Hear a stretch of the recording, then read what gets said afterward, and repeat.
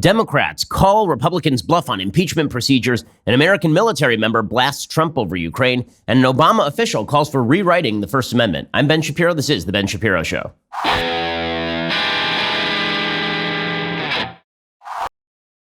The Ben Shapiro Show is sponsored by ExpressVPN. Protect your online privacy today at expressvpn.com/Ben. Okay, so we begin today with Impeachment Gate 2019 because there are some new developments.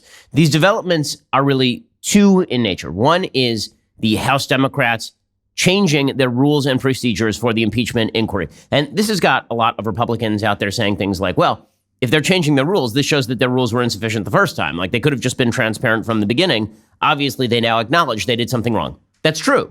That's true.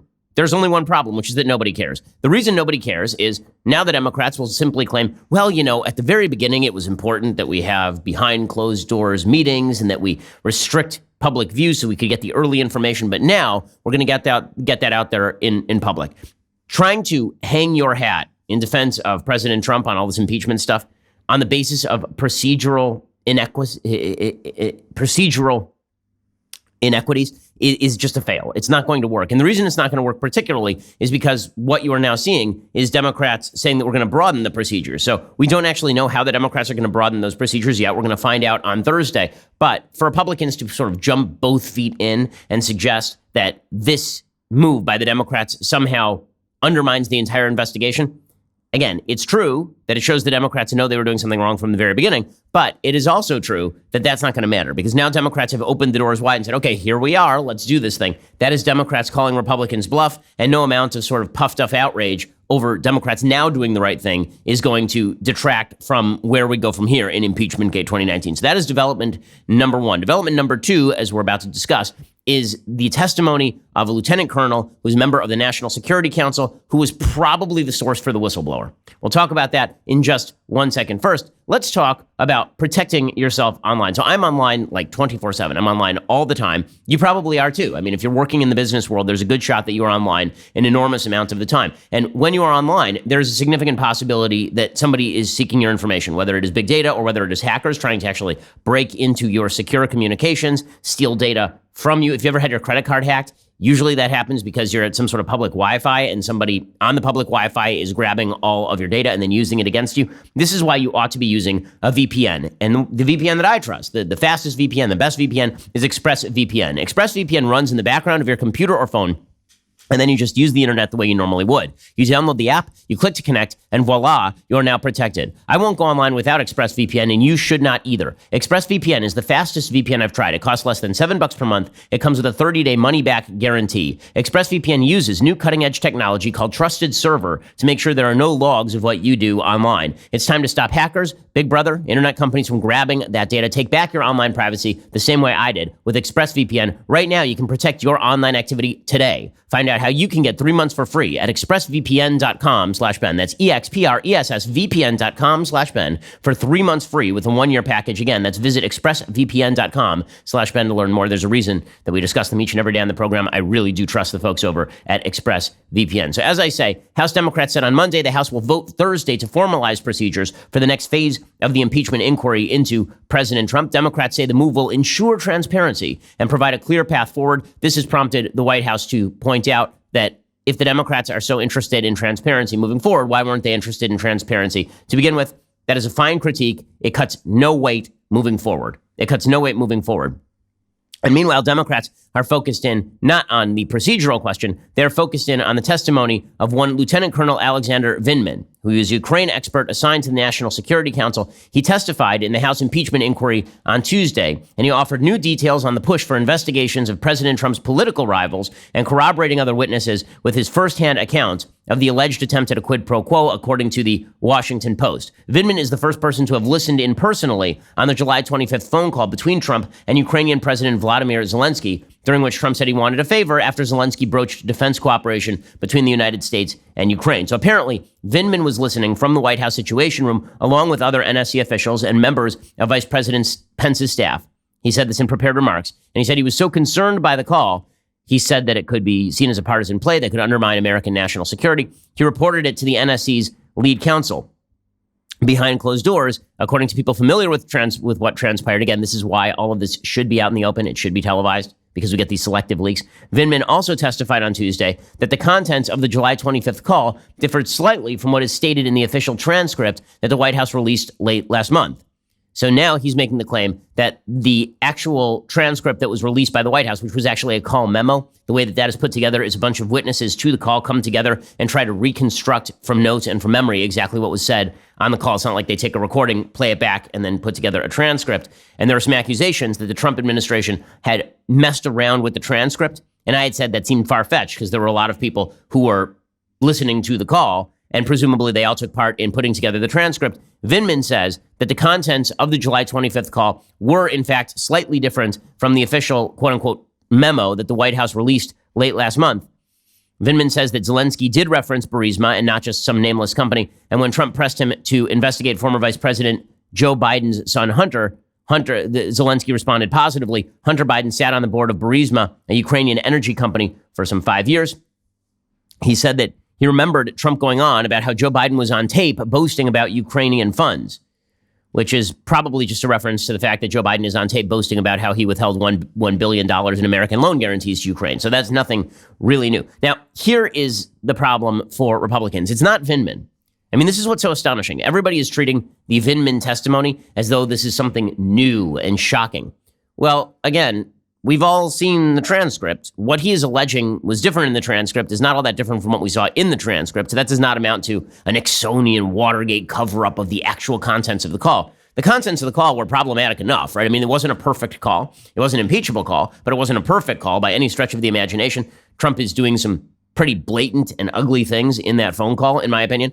And we all know about that. Now, that's not impeachable. That's not impeachable. Now, what Democrats are doing is they're trotting out witnesses to the phone call to suggest that somehow they have some additional information to add. I don't see the additional information that Vindman is adding. The only thing that becomes pretty clear from Vindman's testimony is that Vindman was probably the person who was talking to the whistleblower. Remember, the whistleblower was not on the call. He says he spoke to people who were on the call, who were supremely concerned about the call, and then he reported it up the chain of command anonymously in another part of the government. So this really isn't about the whistleblower anymore. Probably Vindman was talking to the whistleblower in the first place. He says he wasn't the whistleblower, but again, multiple officials apparently were troubled by the call.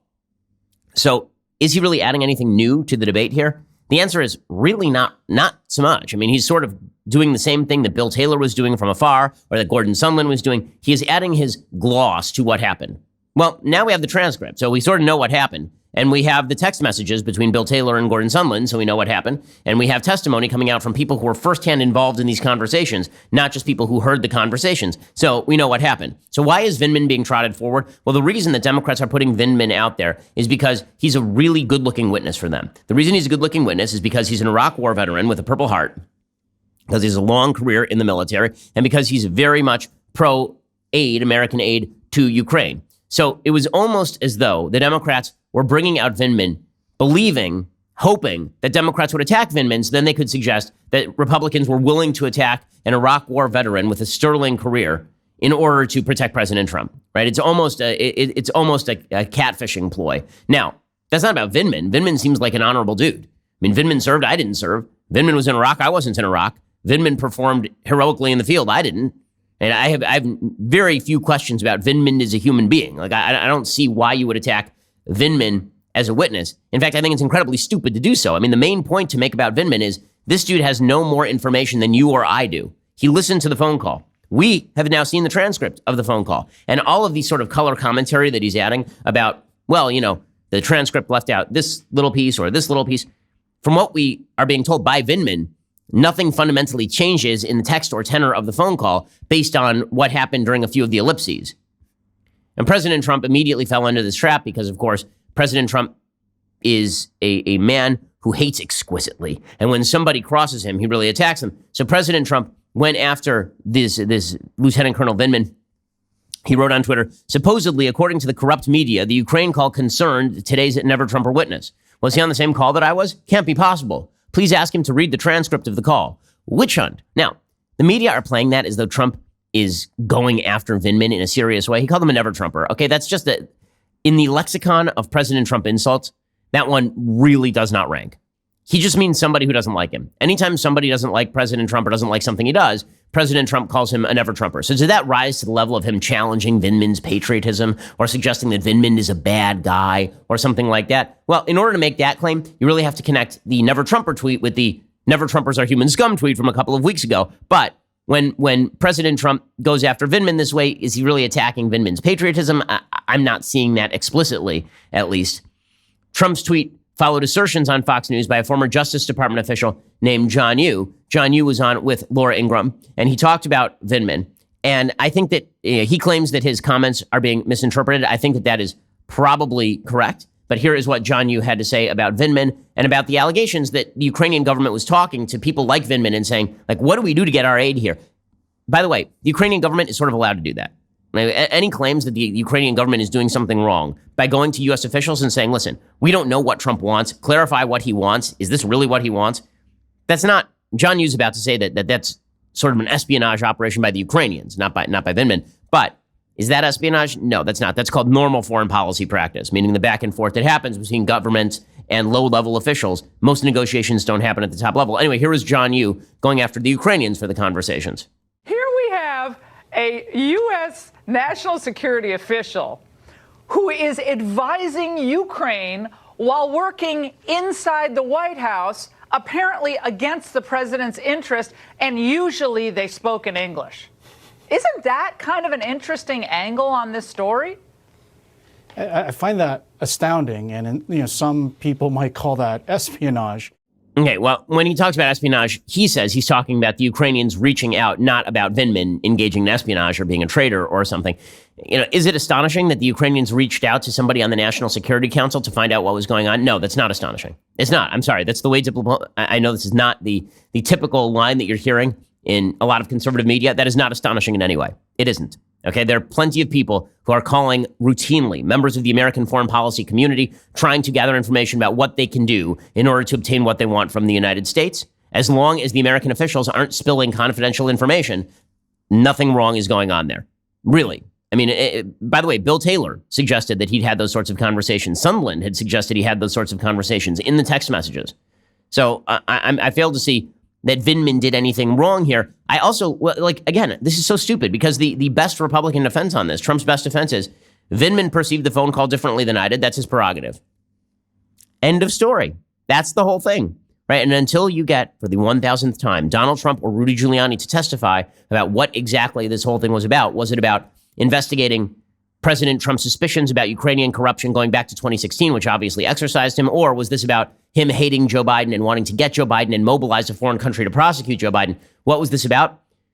Perceptions by third-party players really make no difference here. So the testimony doesn't actually add anything, but Republicans fell into the trap of attacking the witness, which is exactly what Democrats wanted here. We're going to get to more of this in just 1 second. First, let's talk about the importance of the Second Amendment. So as we're going to talk about a little bit later on in the show, the Democrats really do not like the First Amendment. A lot of Democrats want to undermine free speech. They want to undermine freedom of religion. Well, when the founders enshrined those freedoms, in the end, those freedoms are protected by your vote. And if the government decides to override those freedoms, in the end, they are protected by the Second Amendment. When the founders crafted the Constitution, the first thing they did was to make sacred the rights of the individual to share their ideas, practice religion without limitation by government. That's the First Amendment. The Second Amendment was created to protect those rights. That's why I am a gun owner, because I care about protecting my rights. I care about deterring the government from violating my rights. I care about protecting myself from people who would attempt to hurt my family.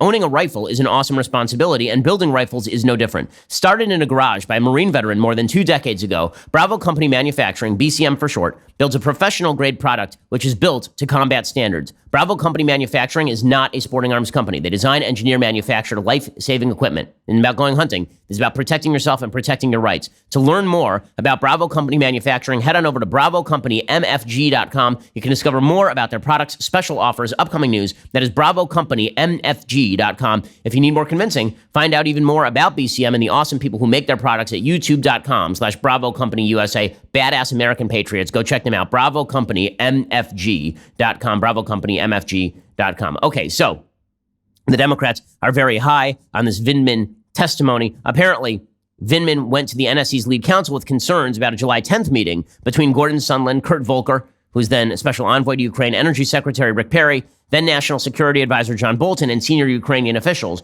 During the meeting, according to Vindman's prepared statement, Sondland demanded that Ukrainian leaders deliver specific investigations to secure a meeting between Zelensky and Trump. Vindman says he was told about the meeting by Sondland, and he says that Sondland emphasized the importance that Ukraine deliver the investigations into the 2016 election, the Bidens and Burisma, which is basically just a complete copy of what Bill Taylor said, right? Bill Taylor, the highest ranking official in Ukraine from America, the charge d'affaires in Ukraine, he said exactly the same thing. Vindman says, I stated to Ambassador Sondland that his statements were inappropriate, that the request to investigate Biden and his son had nothing to do with national security, and that such investigations were not something the NSC was going to get involved in or push. And so he's saying the same thing that Bill Taylor was saying. So what exactly is special about his testimony? The answer is not a whole hell of a lot.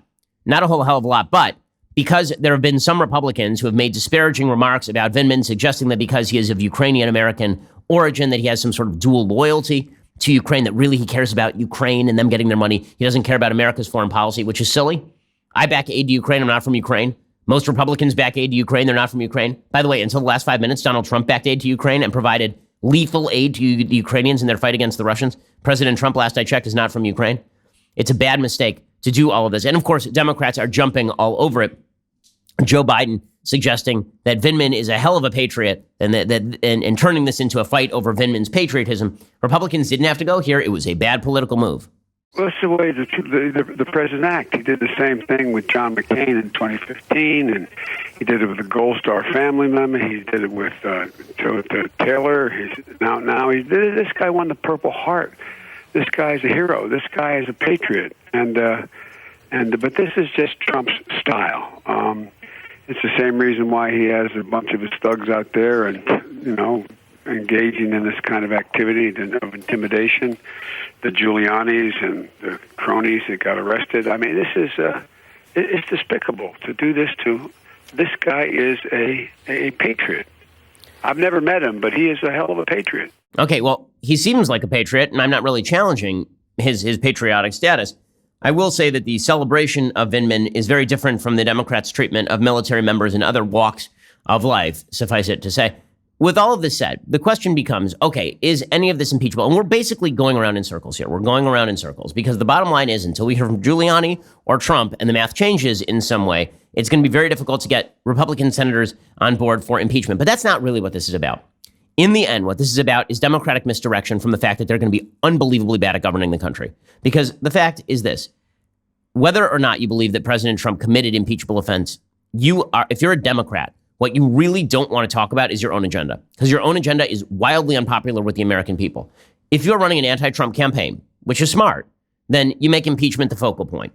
If you're trying to push your own ideas, you're going to be in a lot more trouble if you are a Democrat. And you can see that this is actually impacting the polls going forward to 2020. According to Axios, Republicans are worried about a quote-unquote total wipeout in 2020, the House, the Senate, and the White House.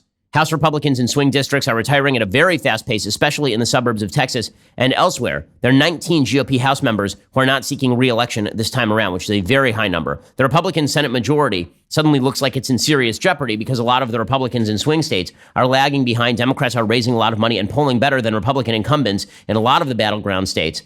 President Trump right now in the polls is trailing every major Democratic candidate nationally and in the swing states. The real Senate question is a problem.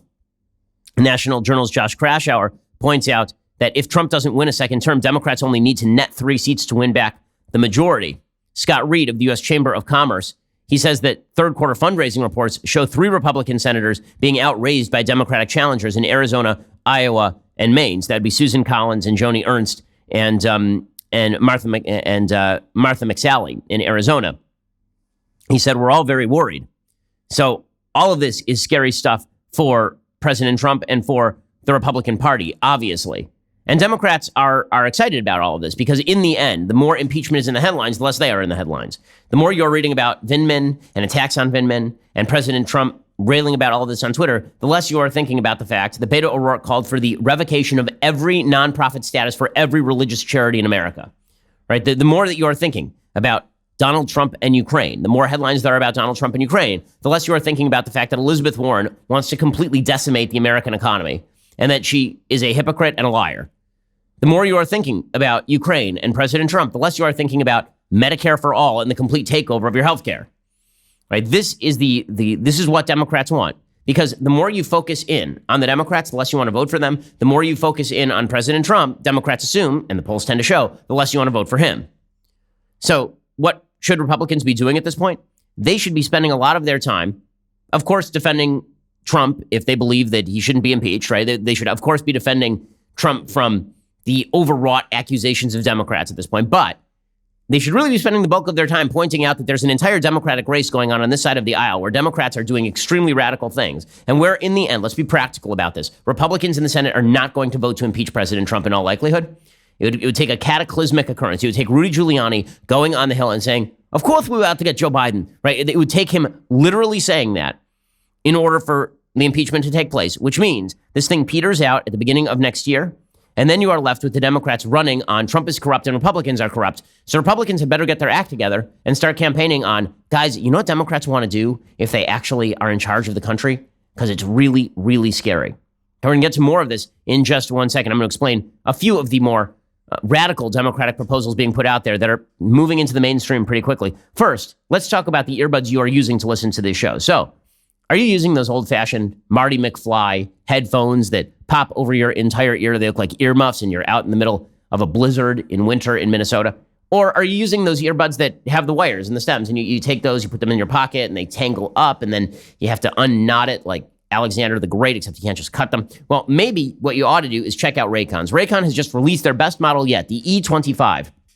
They have 6 hours of playtime, seamless Bluetooth pairing, more bass, a more compact design that gives you a nice noise-isolating fit. Raycon's wireless earbuds are incredibly comfortable. They are perfect for on-the-go listening and for taking phone calls. Unlike some of your other wireless options, Raycon earbuds are stylish and discreet. No dangling wires, no stems. One of the things I like about them, they come in a variety of colors. They have a bunch of different fits so that they fit perfectly in your ear. Now is the time to get the latest and greatest from Raycon. Get 15% off your order at buyraycon.com/Ben. That's BUYRAYCON.com/Ben for 15% off Raycon wireless earbuds. Again, that's buyraycon.com/Ben, buyraycon.com/Ben. Okay, so as I say, Democrats are focused on impeachment because it's hurting a lot of the Republicans. According to The Hill, impeachment is raising the likelihood the Senate will be a real battleground next year and that Democrats could regain the majority. Democrats are going to lose Doug Jones's seat in Alabama, so that means they're going to have to make up 4 seats. But there are a bunch of vulnerable incumbents: Susan Collins in Maine, Cory Gardner in Colorado, McSally in Arizona, Joni Ernst in Iowa, and Tom Tillis in North Carolina. 4 of those people were outraised by their Democratic opponents in the third quarter of 2019. All 5 have higher disapproval than approval in their home states.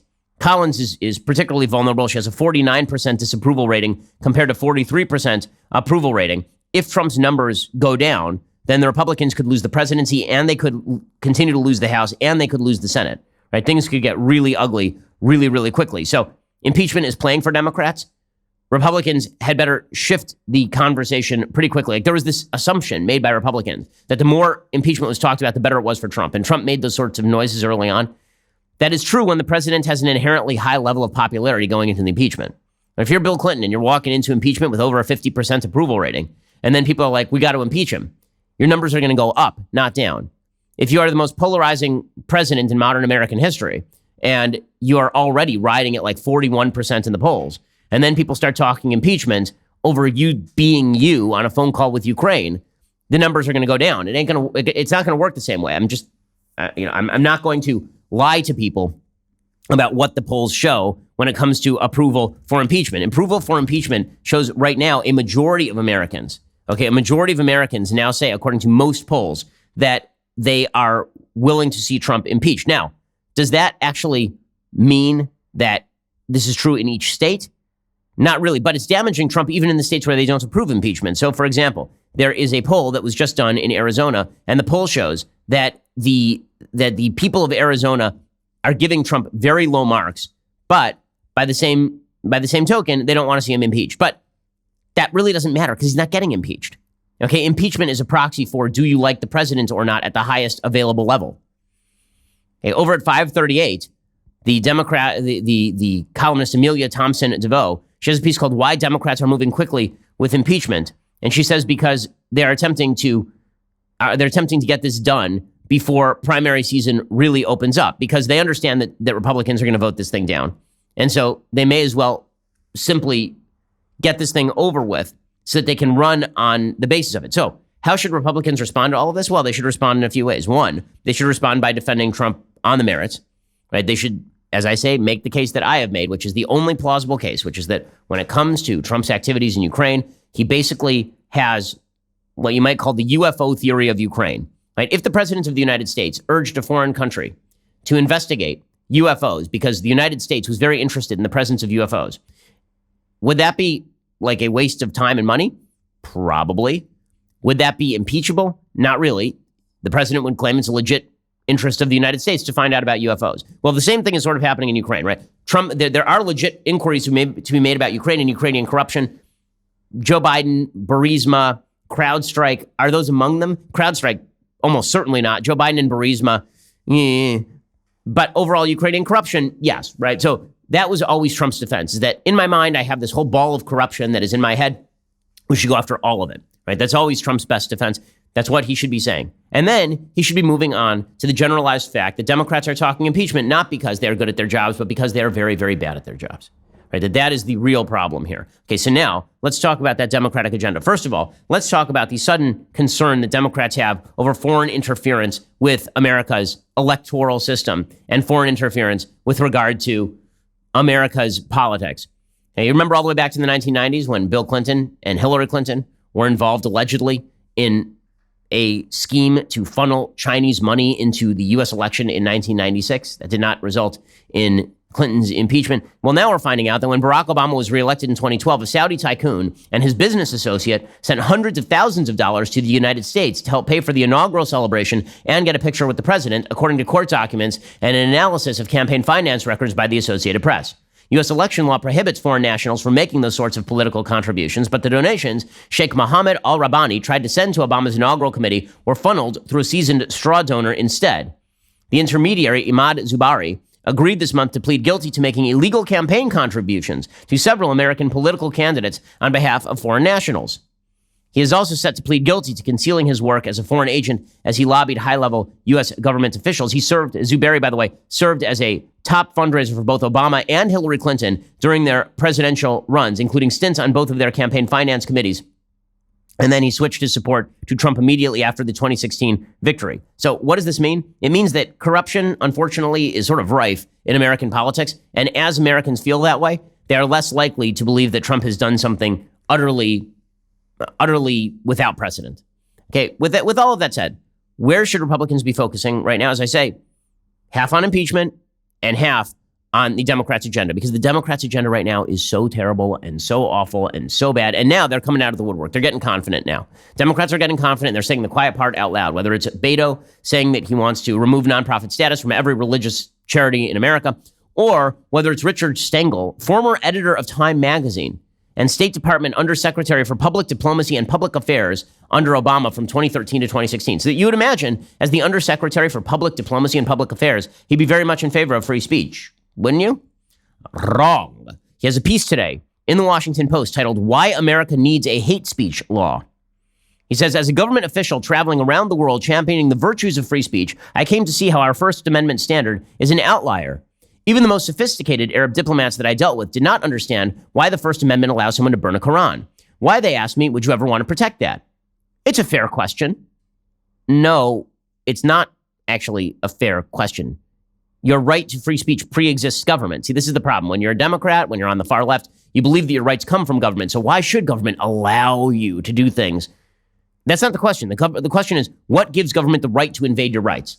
Right, that's the question. You're getting it ass backwards, Richard Engel. He says, yes, the First Amendment protects the thought that we hate, but it should not protect hateful speech that can cause violence by one group against another. So now he's not even claiming that incitement to violence is the standard. He's saying that if I burn a Quran, which I wouldn't do, by the way, because why would I burn a Quran? Like, perfectly decent book, not to burn. Like, I'm not a book burner. But if I were to burn a Quran and then a Muslim were to kill somebody over it, that would not be my fault. That would not be my fault. Okay, that's it. That's an absurdity. But that's what Richard Engel is suggesting. This is basically the heckler's veto. If you say something and people go fight about it, then we should outlaw that speech. He says, in an age when everyone has a megaphone, that seems like a design flaw. He says, it's important to remember our First Amendment doesn't just protect the good guys. Our foremost liberty also protects any bad actors who hide behind it to weaken our society. In the weeks leading up to the 2016 election, Russia's Internet Research Agency planted false stories, hoping they would go viral. They did. Russian agents assumed fake identities, promulgated false narratives, and spread lies on Twitter and Facebook, all protected by the First Amendment. The Russians understood that our free press and its reflex toward balance and fairness would enable Moscow to slip its destructive ideas into our media ecosystem. When Putin said back in 2014 there were no Russian troops in Crimea, an outright lie, he knew our media would report it, and we did. So let me get this straight. Because some people uncritically repeated Vladimir Putin's lies in 2014, that means that we have to outlaw American speech. So basically, any information that Richard Engel doesn't like should be considered hate speech and then banned in the United States. But I've been saying for a while, the First Amendment is under severe attack by the hard left in this country, and it's not going to remain on the hard left very long. It is going to skew over into the mainstream left incredibly quickly. It's already done this in the UK as well as Canada, where there are serious questions about whether you can raise your child as a boy if your boy is a biological boy and claims he is a girl, and then you say, well, no, I have a right to raise my child the way that I want. In Ontario, theoretically, that kid could be taken away from you. Okay, now in the United States, we have a First Amendment that protects freedom of religion and freedom of speech, but you can see that the left doesn't like those amendments very much, which is why the New York City Human Rights Commission keeps passing all of these regulations suggesting that they will fine you $250,000 if you intentionally misgender somebody or something, or if you use the term illegal alien. Anyway, Richard Engel continues that all of this is because the First Amendment was engineered for a simpler era. This is what you constantly hear from the left, by the way. Things are too complex to rely on the Constitution. No, they're not. The Constitution was written with a baseline understanding of human nature. The left believes that the Constitution is wrong. That's all that's happening here.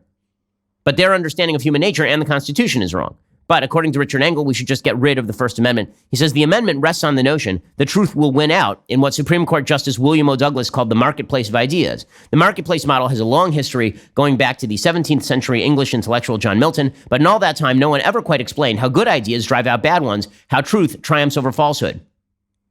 Milton, an early opponent of censorship, said truth would prevail in a free and open encounter. A century later, the framers believed that this marketplace was necessary for people to make informed choices in a democracy. Somehow, magically, truth would emerge. The presumption has always been made that the marketplace would offer a level playing field, but in the age of social media, that landscape is neither fair nor level. So in other words, he doesn't trust people to make good decisions, so he's going to control what you ought to see. He's going to control how you access information. He says, since World War II, many nations have passed laws to curb the incitement of racial and religious hatred. These laws started out as protections against the kinds of anti-Semitic bigotry that gave rise to the Holocaust. We call them hate speech laws, but there's no agreed-upon definition of what hate speech actually is. In general, hate speech is speech that attacks and insults people on the basis of race, religion, ethnic origin, and sexual orientation. I think it's time to consider these statutes. He says the modern standard of dangerous speech comes from Brandenburg versus Ohio, and holds that speech that directly incites imminent lawless action or is likely to do so can be restricted. He says that domestic terrorists like Dylan Roof and Omar Mateen and the El Paso shooter were consumers of hate speech. Speech doesn't pull the trigger. But does anyone seriously doubt that hateful speech creates a climate where such acts are more likely?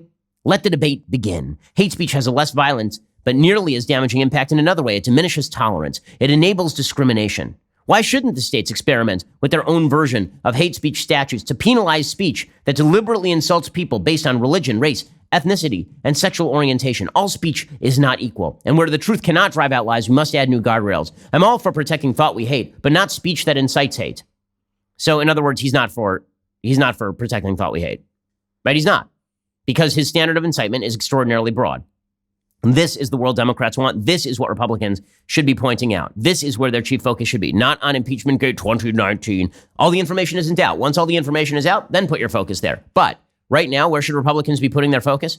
In the fact that this is the America that Democrats want, is Richard Engel's America. And that scares the living hell out of me, as it should you. I don't want those people in charge of the federal government or any government, for that matter.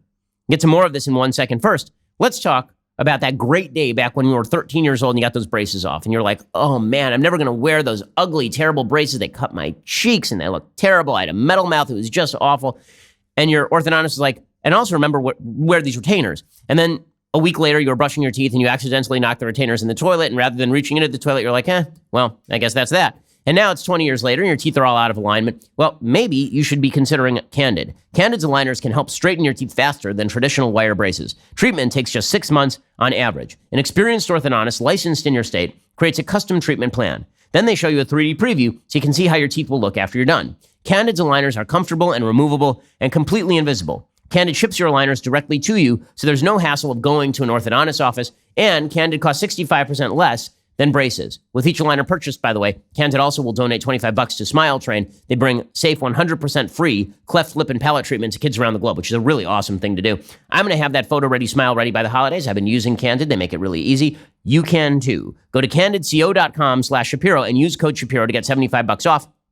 That is candidco.com/Shapiro, code Shapiro for $75 off. Again, candidco.com/Shapiro, code Shapiro. Okay, we're going to get into other Democratic plans for the future that should scare the living hell out of you. This is why they're focusing on impeachment and not on their own policy preferences. We'll get to that in just a minute. First, go over to dailywire.com and subscribe. You know the drill. $9.99 a month, $99 a year. Plus, we have this magical Daily Wire app that gives you special access to me and to our writers. You can access all of our content, including articles and backgrounds from the shows and more straight from the app. And the All Access subscribers get our new exclusive discussion features where you can interact directly with people like me. The app is available from Apple and Android. Download it today. Become a subscriber. Come join the fun. It is indeed a blast. $99 a year also gets you this, the very greatest in all beverage vessels. Go check it out right now. We are the largest, fastest growing conservative podcast and radio show in the nation.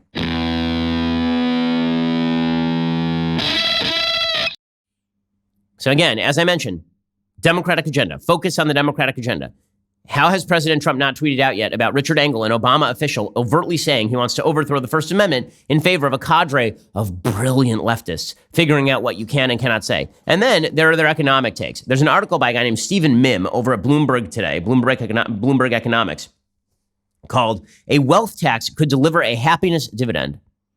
You getting this? So the question is not whether the wealth tax is a good economic idea, whether it's constitutional, feasible, or anything. It's that it will make people happy when you see that rich people are being punished. Well, I mean, for that matter, we could just put out some stocks in public, drag Bill Gates to them, and just sit him down in those things. We can all throw rotten tomatoes at him. It'd be super fun. Basically, we could take the aristos and we could put them in this thing called the guillotine, and we could just behead them to the cheers of the rabble. That seems like that would also create a happiness dividend for the non-bourgeois. For the non-bourgeoisie. According to Stephen Mim, tax the rich plans face doubt about the amount of money they could raise. But researchers say they dependably produce an emotional lift for society as a whole. Oh, well, so long as we pursue policies that are completely ineffective and also punish wealth creation, but make people who were not involved in that wealth creation feel really good, we should totally do it. In fact, we should hold public spankings. And we need to bring Jeff Bezos out, and we need to get the paddle from 5th grade in 1972, and we need to whap Jeff Bezos around a few times. Like, wouldn't that be fun? Like, really, we could all have some fun with that, says Stephen Mim. When a study released earlier this month showed the wealthiest Americans paying a lower tax rate than any other group, Democratic presidential candidates embraced it as proof they were on the right track.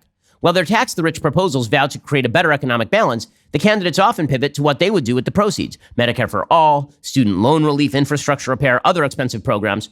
Those equations have raised serious doubts, for good reason. Turning tax revenue into a massive healthcare system or measurable economic growth is incredibly complicated. But raising taxes on the wealthy could deliver something meaningful that millions of Americans would rather feel quickly: happiness.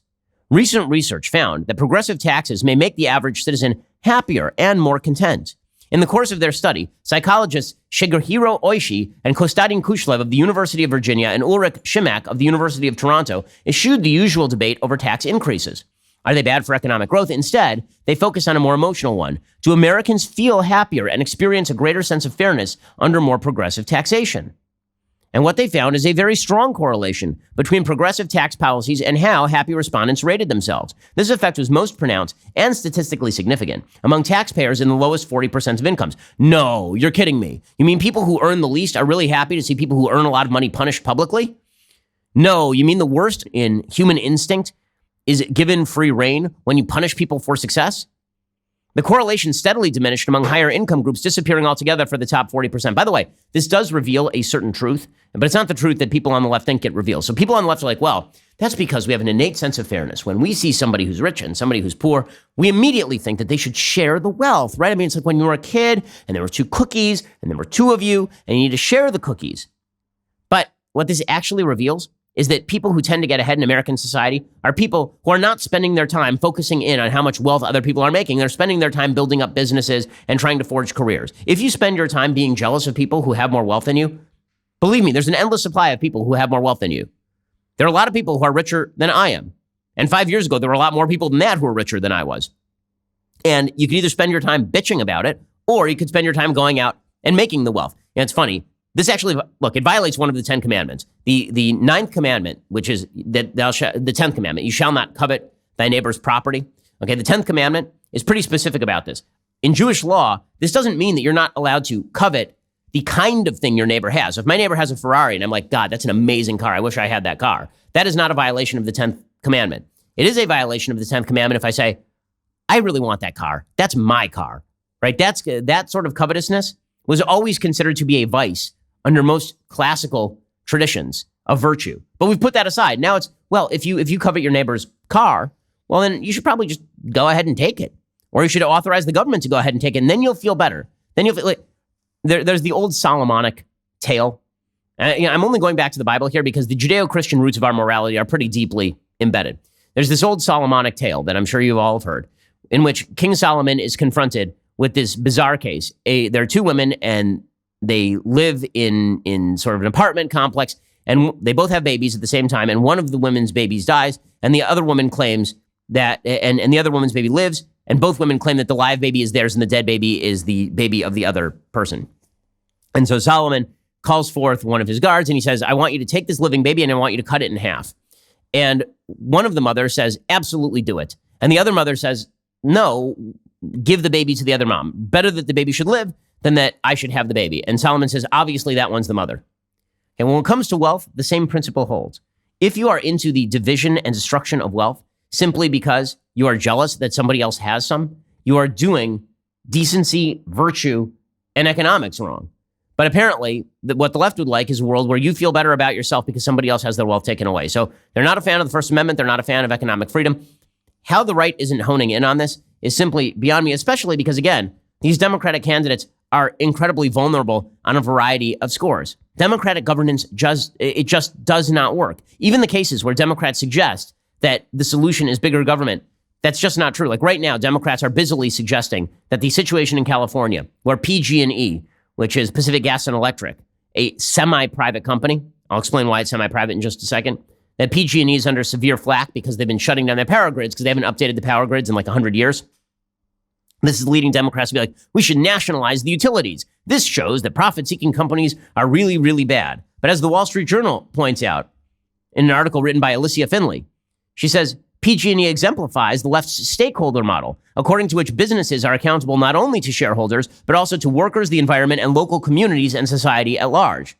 In California, utilities are the most heavily regulated businesses. Their rates and return on equity are set by the California Public Utilities Commission and the Federal Energy Regulatory Commission. Every 3 years, PG&E must submit funding plans to the CPUC, which holds public hearings with quote-unquote stakeholders, including customers and activist groups. The commission and state legislature dictate energy investments. State law requires utilities to obtain 60% of their power from renewable sources by 2030. Plus, the commission has ordered utilities to buy energy from homeowners with solar panels, meaning that they are paying a higher rate than wholesale power providers get. Last year, the commission instructed PG&E to install 7,500 electric car charging stations at apartment buildings and workplaces. So if shareholders want to earn a profit, they have to indulge their political masters' fashionable views on matters like climate, identity politics, and corporate governance.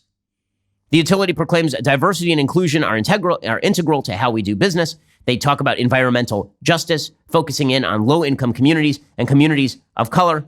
Well, it turns out that when you heavily regulate and subsidize businesses, you've basically made them into arms of the state. The utility mainly donates to Democrats. The Human Rights Campaign gave the utility a 100% rating on its Corporate Equality Index from 2003 to 2018.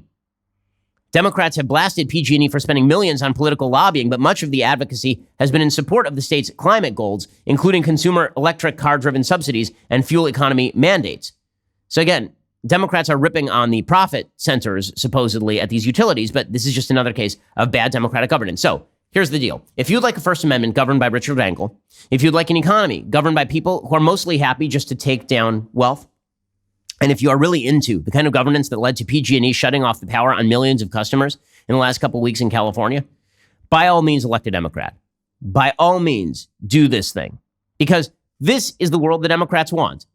And after all the impeachment stuff is over, and again, the chances of Trump actually being removed from office are incredibly low. After all the impeachment stuff is over, the only thing that is going to matter is whether Americans prefer the governance of Democrats to the governance of President Trump. So Republicans need to refocus, and this is what they should be focusing on. And they have a lot to focus on, Even Democrats are aware how weak their own candidates are at this point. Like the New York Times has a full piece today lamenting the fact that no top-tier Democrats in the 2020 race are minorities. They're blaming implicit bias among Democrats. Apparently, Democrats are secret racists for not liking Kamala Harris or Cory Booker. But their front-running candidates are in a world of hurt. They're just not good candidates. So let's take an example. Elizabeth Warren right now is widely perceived to be the front runner for the nomination. Well, Elizabeth Warren is being now called out for her corporate cronyism for years. Right? She was taking something like $500,000 from major corporations, particularly one company named LTV Steel, which we talked about yesterday on the podcast, in which the New York Times dived into Warren's previous work for LTV. They said, to settle a coal miners' strike, the federal government forged an agreement that miners would have health care coverage when they retired, provided by their last employer. And then LTV went bankrupt and they stopped paying.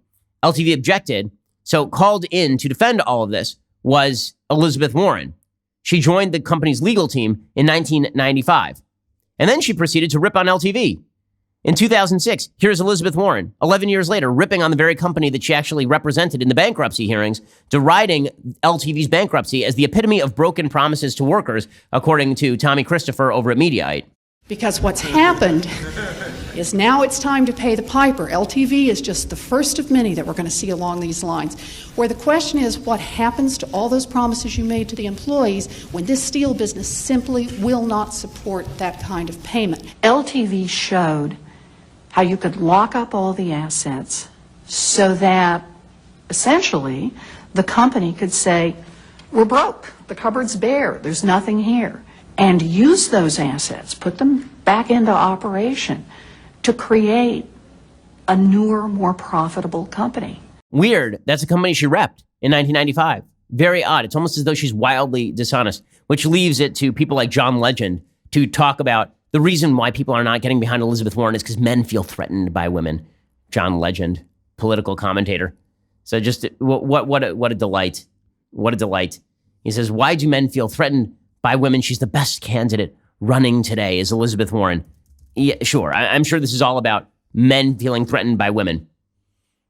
Legend said, honestly, I don't comprehend why guys hate women so much sometimes. You see someone as transparently competent and eloquent and on fire as Elizabeth Warren, and then you hear some guys just are not into voting for a woman. Why do guys feel so threatened by the idea of a woman president?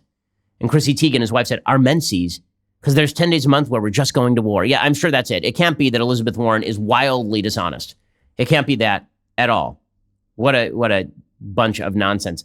By the way, if you thought Bernie Sanders is honest, he's not honest either. So I've said he's the most honest of the Democratic candidates. That doesn't mean he's actually honest. Bernie Sanders yesterday was asked about his plan to pay for Medicare for all. He's like, I'm not going to show you that plan.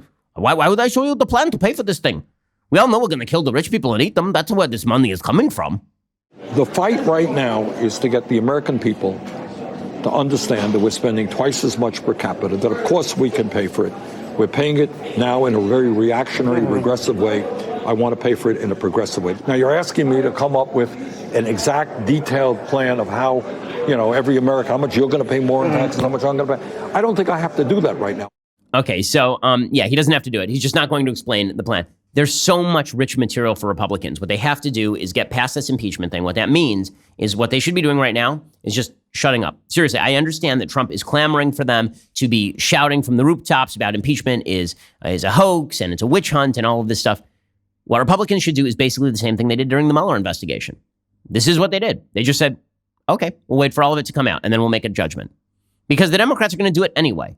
And the more focus is brought to the impeachment stuff, the worse it is for Republicans, just on a public relations level. What you actually want is for the Republicans to say, okay, bring all this stuff forth, we'll hear it all, and then we'll make a decision. In all likelihood, it would be very difficult to imagine a situation in which you get a majority Republican Senate to vote for Trump's impeachment.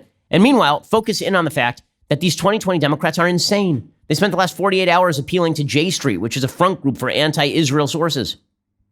I mean, it's astonishing to me that the personality whims of the president, right? He wants everybody out there on the front lines cheering and pouring hot oil and all of this about impeachment. When the information isn't out there yet, it's not going to be to his benefit. Like, someone has to say, no, here's what we should be talking about, because there's plenty to talk about on the other side of the aisle. Okay, time for a quick thing that I hate and then a quick thing that I like, and we will get out of here. In fact, let's do things I like first. So a couple of things that I like. First of all, the NCAA has made a good decision that I've been calling for a long time. That is to allow the student athletes to capitalize on their own image.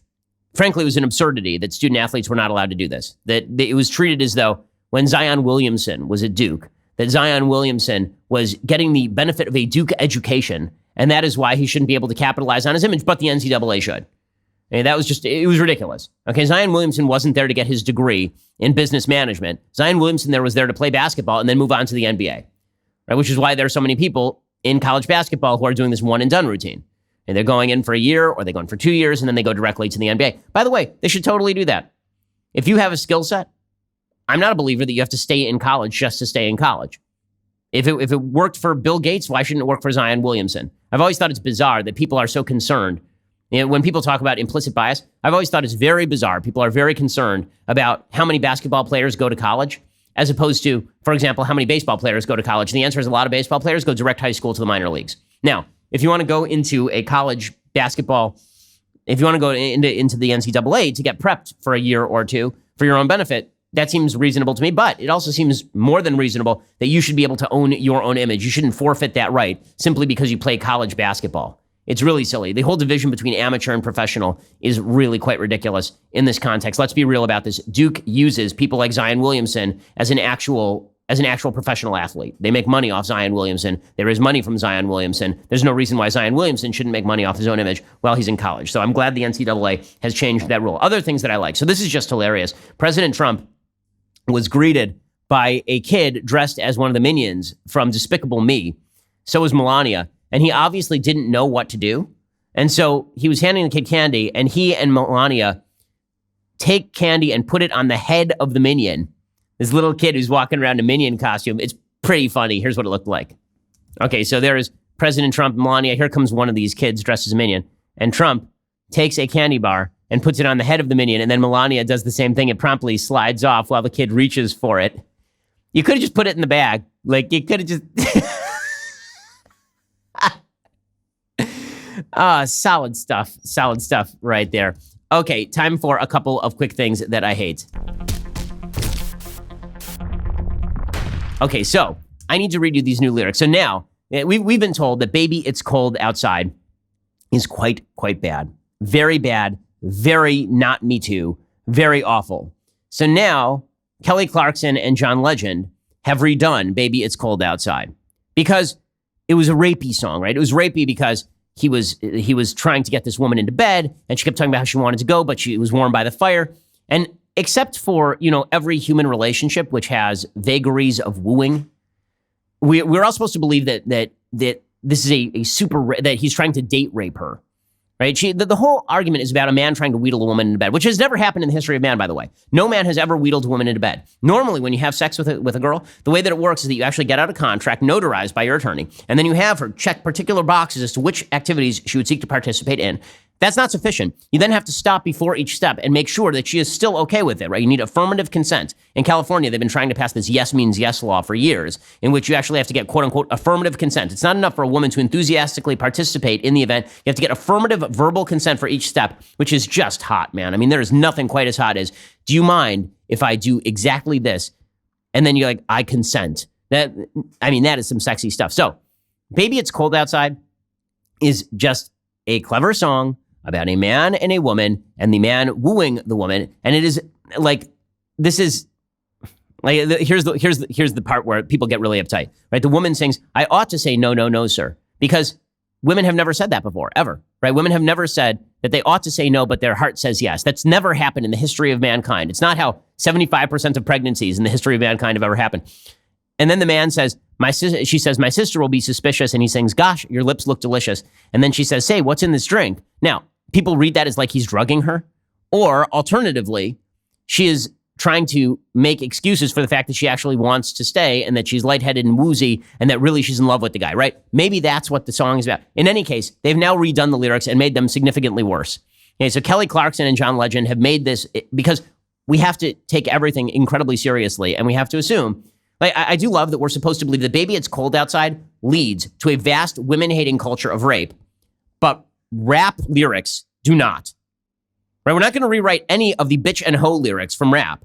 Not going to rewrite any of that stuff because come on. Why would we do that? That's just a part of America's rich musical lexicon. But "Baby, It's Cold Outside," I can't tell you how many times serial rapists like Harvey Weinstein hit the button, "Baby, It's Cold Outside" comes on, and he immediately just goes on and does his thing. Like, what? Okay, so here is the new lyric. In the reimagined version, Clarkson sings, quote, "I've got to go away." And Legend responds, "I can call you a ride." Hot, sexy. And then Clarkson sings, "What will my friends think?" And Legend says, "I think they should rejoice." And she says, "If I have one more drink?" And he says, "It's your body, your choice." Just that sizzles, doesn't it? It's your body, your choice. Abortion slogans in the middle of a wooing session. Hot. The new lyrics were written by Legend and the comedian Natasha Rothwell of Insecure.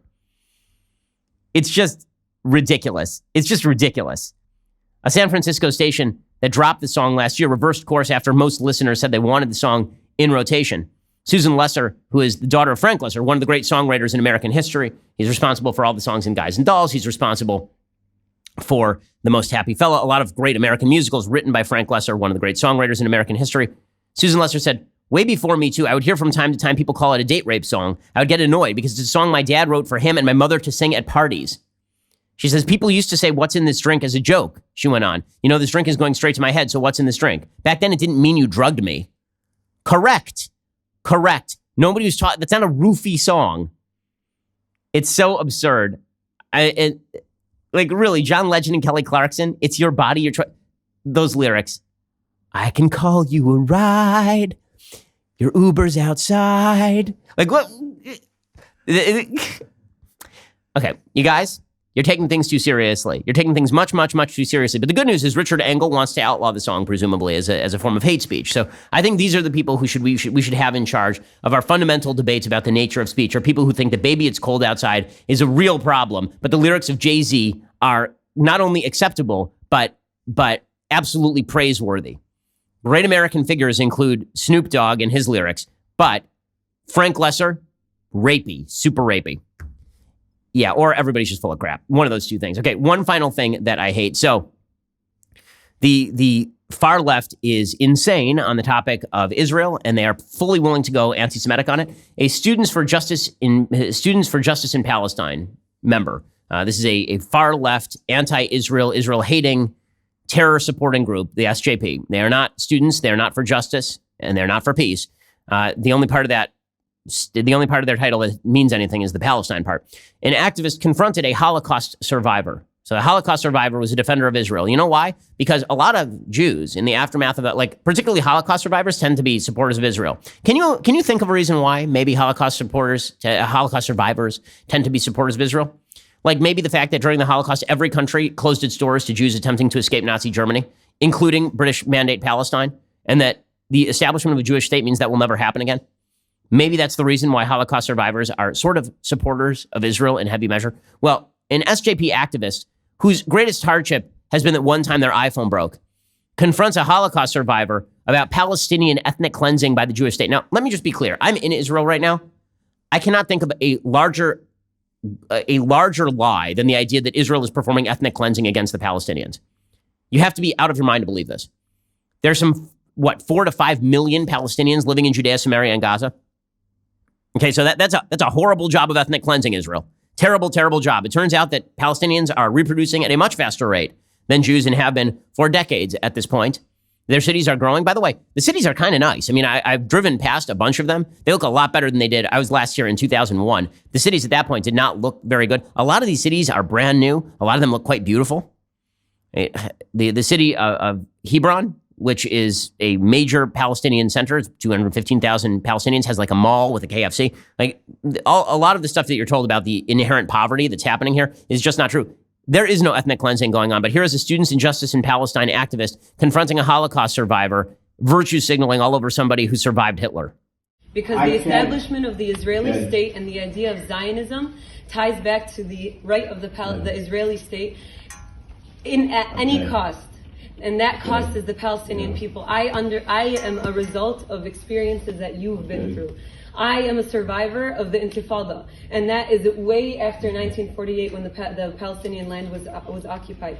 I went through minimal amounts of things that the Palestinian people historically went through, and I'm asking you, and it's disappointing to know that a Holocaust survivor would remain neutral in a situation of injustice. It's not a matter of neutral, it's a matter of, I think the two sides have to really, who are much more experienced than I, it's not total guilt or innocence on either side. The establishment of Zionism. That's my feeling, and also that there are people who are much more expert in this, and I always feel I'm asking for your that I personal shouldn't. opinion. Okay, so she's accusing him of backing ethnic cleansing, and it's fully insane. Okay, the claims that she is making there, by the way, that she's a survivor of the Intifada, you know who the Intifada was declared by? Yasser Arafat and the Palestinians. It wasn't Israel that declared the Intifada. If you're a survivor of the Intifada, you might want to blame the Palestinian leadership, which turned down the best peace deal they will ever receive from Ehud Barak, including the division of Jerusalem, and then instead opted for a massive outbreak of violence ending in the death of thousands of Palestinians and thousands of Jews as well. So, yeah, this sort of nonsense, the fact that the left gives credence to it demonstrates how many lies they're willing to buy into in the name of social justice warrior wokeness. Okay, we'll be back here later today with 2 additional hours of content. I'm Ben Shapiro. This is The Ben Shapiro Show. The Ben Shapiro Show is produced by Robert Sterling, directed by Mike Joyner, executive producer Jeremy Boring, senior producer Jonathan Hay. Our supervising producer is Mathis Glover, and our technical producer is Austin Stevens. Assistant director Pavel Wydowski, edited by Adam Sayevitz. Audio is mixed by Mike Coromina. Hair and makeup is by Jesua Olvera. Production assistant Nick Sheehan. The Ben Shapiro Show is a Daily Wire production. Copyright Daily Wire 2019. On the Matt Walsh Show, we're not just discussing politics. We're talking culture, faith, family, all of the things that are really important to you. So come join the conversation.